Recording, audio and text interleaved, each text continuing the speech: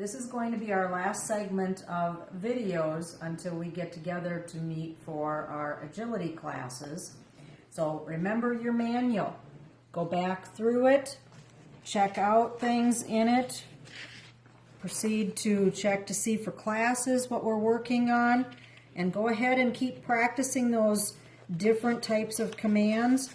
And don't forget that at the end here, we have our questions that the judge can be asking us.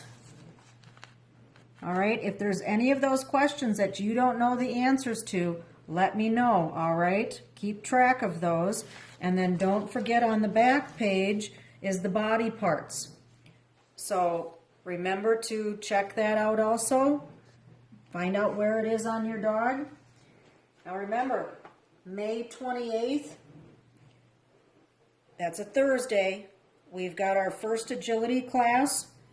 Don't forget, we've got 3 of you coming at 6 o'clock. We have the other 4 coming at 6:45. Make sure you bring your dogs, treats, your leash, collars. 1 parent is allowed and everyone must wear a mask.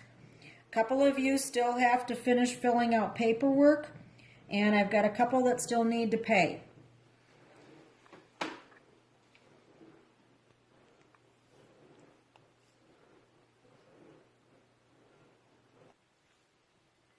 So when we meet on Thursday the 28th of May, we are going to be working on the agility equipment.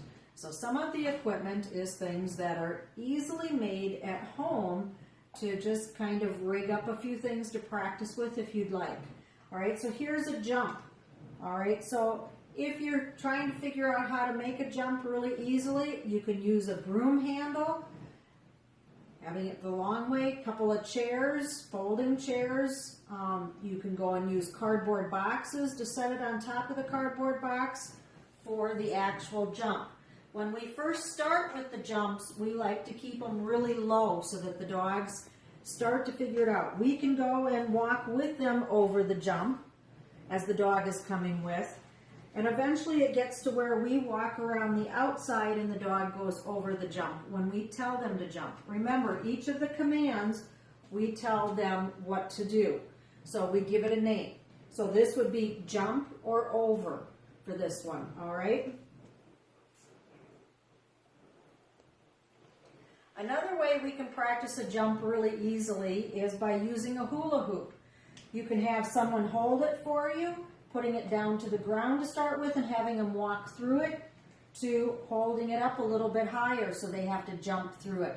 And again, it's using that wait command, and then you can use the treat to lure them through it and asking them to come and say, come jump at the same time. Now what you see here is what would be considered a pause box. The dog has to get up onto the box and then sit down on command or lay down on command. This, of course, is a small one. It fits the size of my dog. For a regulation pause box, they're quite large, and so when your dog gets up onto it, it's going to still be about this size. So you can improvise at home by using just a board, something on the ground that's different that they have to get onto it, or you can lay out a towel and ask them to get onto that and consider that as your pause box for practicing at home, so that as you come up to it, they get onto it, you can tell them to sit or to lay down.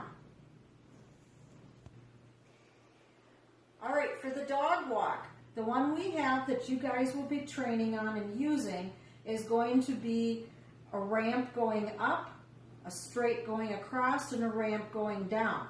And it'll be about so tall off the ground. This one here is just a little miniature one to where you can see it's just a 2x4 up off the ground. And again, it's just getting the dog used to walking in a straight line, keeping all 4 feet on this board going across so that they don't fall off of it.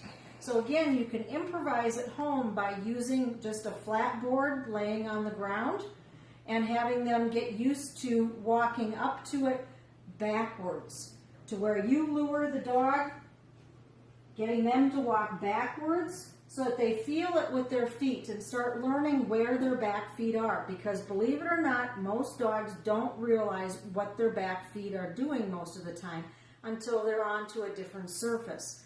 So if we start teaching them to go backwards and to trust us going backwards onto a board, it helps them to adjust to going onto something that's different heights and being braver about doing that.